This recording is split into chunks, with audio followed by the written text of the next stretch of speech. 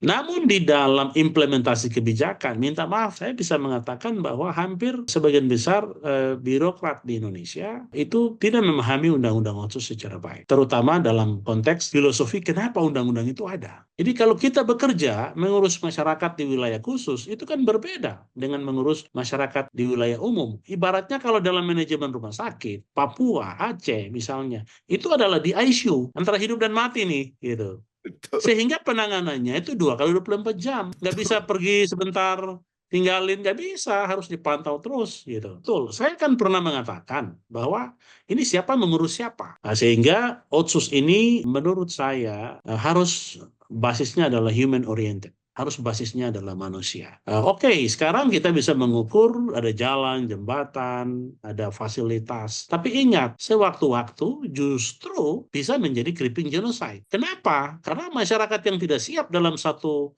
pembangunan yang secara masif dilakukan, dia bisa menjadi korban dari pembangunan itu sendiri. Kenapa?